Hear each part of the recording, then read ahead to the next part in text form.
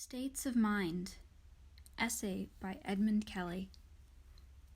Nearing the end of our tour in Korea, I received my assignment as Deputy Chief of the Political Section of the Embassy in Vientiane, Laos. This was late 1970. Attention then was narrowly focused on the two Vietnams and Cambodia. Little thought was given by the public to the peripheral kingdom of Laos. I was no different, and as I sought to review recent events, there could recall only that the Kennedy administration had been somehow involved in the confusion that surrounded the inconclusive coup efforts of Colonel Kong Lee. Given that scanty background, I still should have been a bit more familiar than many because of my time as staff assistant to the Vietnam Task Force when it was formed some 8 years earlier. Even so, my only firm recollection of Laos was as the location of the Ho Chi Minh Trail, the source of support from the north for the Viet Cong. I was vaguely aware that isolation, the inhospitable terrain, and the sparse population and official indifference of the neutralist Savannah Poma government enabled us to bomb the trail and occasionally initiate on-the-ground disruptions by regular or irregular forces. Beyond that, I was lost. I had to become better informed if I was to do even the most routine political reporting. There were few sources available to me in Seoul, and when we went on the long-anticipated home leave between assignments, the distractions of becoming reacquainted with family, friends, and fondly remembered places precluded much of the preparatory study. It was not until the week or so spent in the department just prior to departure that I hoped to have the opportunity to read current reportings from Vientiane and pick the brains of who had recently served there. Unfortunately, the Laos desk, even the East Asian Bureau, contained few who had recently been assigned there. The relatively low profile of Laos meant that no one could expect to build a career on in-country expertise, as would be the case of China, Japan, or Russia. Consequently, officers serving these tours there and hurriedly moved on to more high-profile and hopefully rewarding assignments.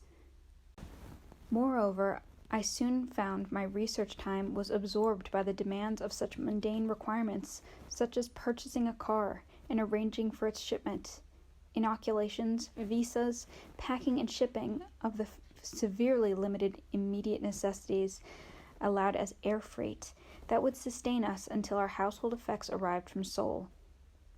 My success in locating and grilling sources knowledgeable of Laos was almost non-existent. Finally, I had a chance to sit down and share coffee with an officer, his name now forgotten, who served in Laos a few years earlier.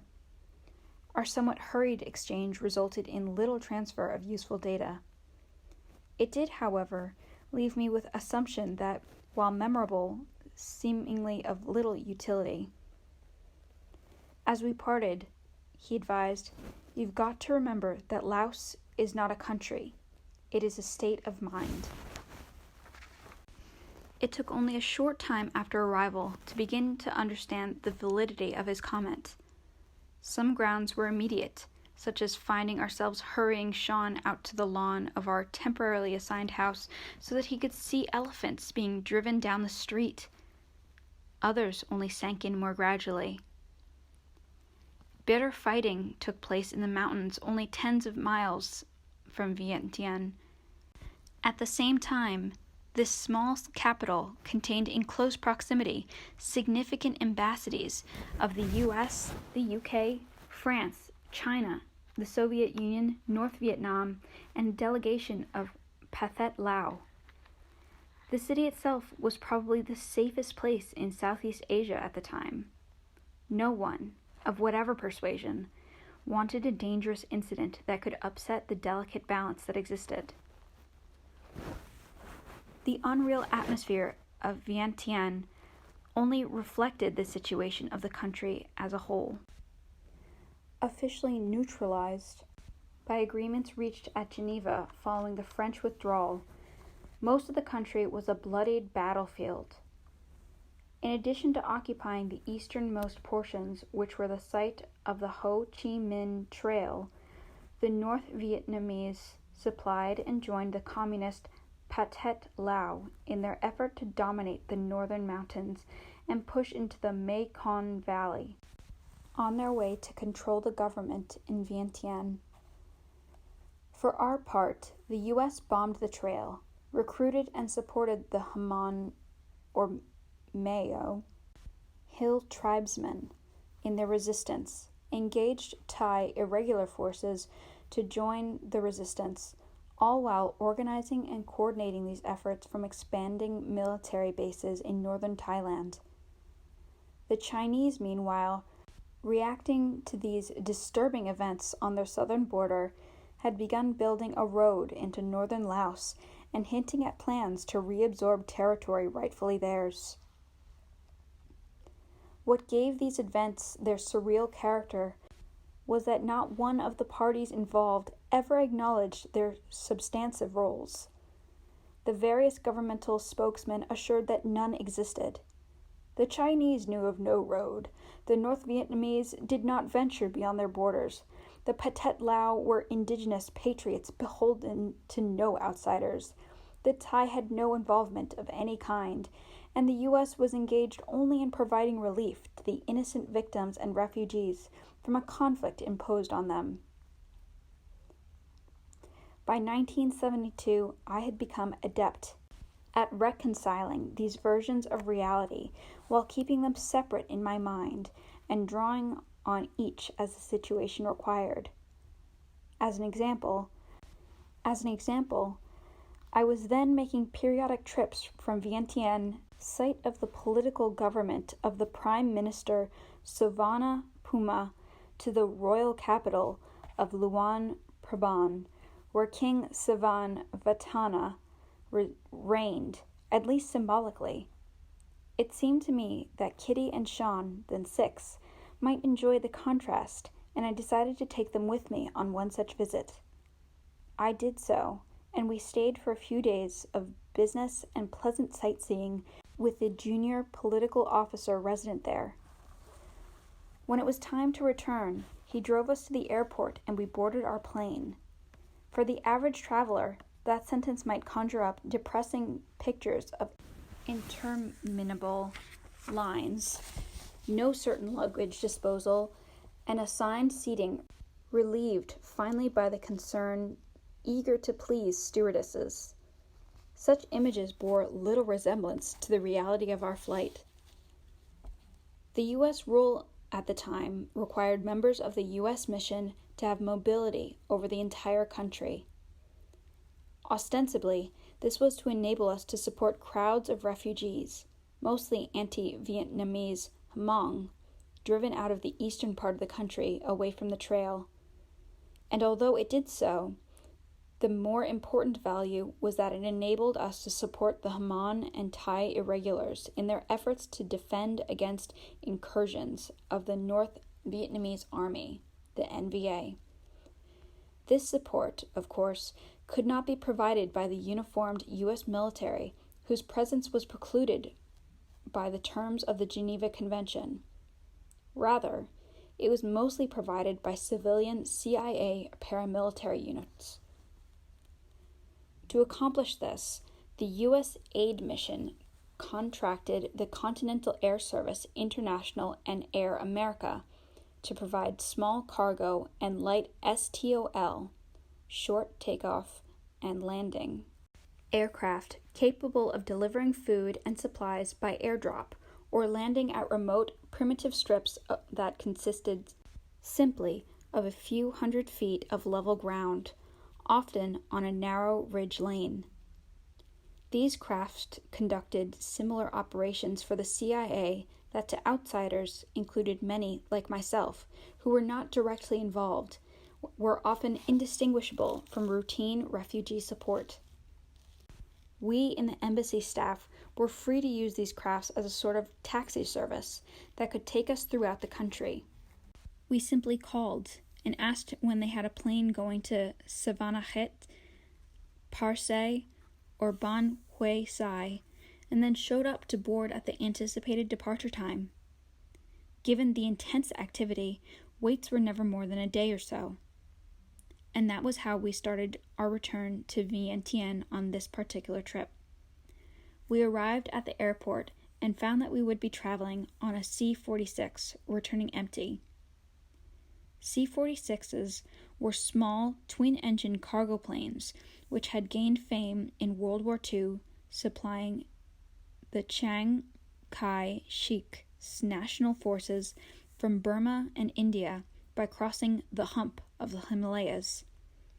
Few were found still flying 30 years later outside our little private air service in Laos. The plane had a crew of 3, pilot, co-pilot, and a kicker, who served as crew chief, cargo handler, and even as steward on those rare occasions when there were passengers aboard worthy of hot coffee or cold beer. The plane was rigged for airdrops. That meant the row of seats along each side was folded up against the bulkhead to provide more room. Down through the middle of the plane ran a line of metal rollers about a foot off the deck. The line was J-shaped, with its head just behind the cockpit and making a gentle turn at the end at the open door just forward of the stabilizer. When a drop was to be made, the kicker would place the pallet on the rollers. The pilot would raise the nose slightly, and the kicker would push the pallet, starting it down the line of rollers. If all went well, it would accelerate sufficiently going down the rollers to exit the door with enough speed to avoid hitting the tail assembly just aft of the door. On this plane, as with most similar ones, the side door had been permanently removed to simplify loading and offloading.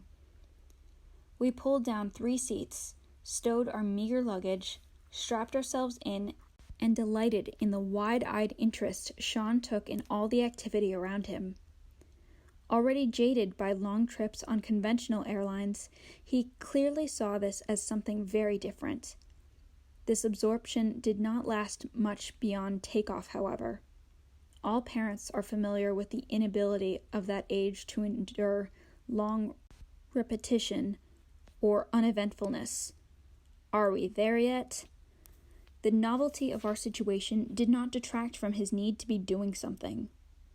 He demanded to be freed of the seatbelt, and since we were sitting forward, far from the open door, we loosened it and let him stand up. His attention soon focused on the line of rollers, and he walked over and began spinning them by hitting them with his hands. The novelty of this exercise soon passed, and he obviously began to speculate on what it would be like to stand on them. He raised his leg to climb atop the rollers. As he did so, the image of his pulling himself up onto the rollers, gathering momentum as he passed back the length of the plane, then shooting out the door inevitably occurred in his parents simultaneously. We immediately rose as one and positioned ourselves on either side of him. The kicker smiled at our reaction, observed our efforts to find some distraction for Sean in the bare metal interior, then stuck his head in the cockpit briefly. He returned to ask if I thought Sean would like to see the cockpit. I responded gratefully and led Sean forward. The pilot and co-pilot welcomed us, and Sean was transfixed as he took in the visual impact of the controls, the complexities of the instrument panel, cloud fragments smashed against the windshield, and the roar of the prop engines out either side window. I relaxed, foreseeing a routine flight of an hour or so, punctured only by the queries of, "What's that, Daddy?" My relief was only enhanced when the co-pilot made gestures welcoming Sean to sit on his lap. I helped him settle there and watched as the co-pilot urged him to take control by grasping the wheel with both hands. Sean did so, then, obviously sobered by his new responsibility, sat rigidly, staring straight ahead at the altimeter and airspeed indicator. My problems were over. I went back to report to Kitty on Sean's new role, then returned to the cockpit to be there in the unlikely event Sean became bored. When this did not occur and I began to look a bit distracted, The kicker again intervened. With a grin, he handed me the earphones he had been using and gestured that I put them on. I did. At first I heard the subdued voices requesting and giving the location of a numbered flight. This was routine, but meaningless for someone like me unfamiliar with the call signs of the aircraft, landing strips, or outposts involved. I was speculating on how long I should listen before handing back the earphones without seeming rude. My calculations were interrupted by a loud, official voice that overwhelmed all background clatter. MIG alert! MIG alert! Everyone out of the barrel! MIG alert! Trying not to appear overly anxious as I stooped to peer out of the pilot side window, I mentally ran through my meager store of information on the North Vietnamese sorties over the Plain of Jars. Control over this high plateau north of Vientiane was hotly contested by the North Vietnamese army and the Hmong and Thai irregulars during the late 1971 and most of 1972. Long Thiang, the headquarters of our forces, was in the highlands on the southwestern edge of the plain. Support flights left from there constantly. Occasionally, the North Vietnamese would seek to disrupt our air operations by sending an MiG-15 fighter jet out over the plain. When they did so, all our helicopters, STOLs, and any other civilian aircraft was ordered to ground at the nearest allegedly safe location. Everybody out of the barrel! At the same time, the U.S. Air Force F-4 Phantom fighters from the Udorn in northern Thailand were ordered into the area to pursue the Ming. There was rarely, if ever, contact between the two. First of all, the Ming would have been alone and greatly outgunned. Secondly, his fuel capacity severely limited his range. He could appear over the plain, perhaps strafe a few of our positions, and then he had to head back to the Hanoi before his fuel ran out or the F-4s reached him. The flights were clearly diversions intended to halt our operations, instill fear and uncertainty in our irregular forces, and perhaps reassure North Vietnamese on the ground. The Ming's range did not allow for them to go beyond the western edge of the plain before returning home. Our flight path was a north-south line just west of the highlands surrounding the plain. The chances of even sighting the Ming were slim. Had we done so, there would have been little alternative to continuing on course. There were no strips that could accommodate our relatively large craft, and there was certainly no option of outrunning a Ming jet. We lumbered on, with the kicker and I scanning the horizon and the pilot occasionally glancing out over his shoulder. At this point, Kitty entered the cockpit, apparently curious to know how Sean and I were so occupied we had not returned. Were I a man of better judgment, I would have then assured her that I was simply waiting to bring Sean back when he became bored or we were prepared to land. However, in one of my many too characteristic lapses, I judged that she may have been bored while waiting alone and would welcome diversion. I took off the earphones and put them on her, not thinking that she might bring on an entirely different perspective to the event. She listened a while, then asked, "What does all that mean?"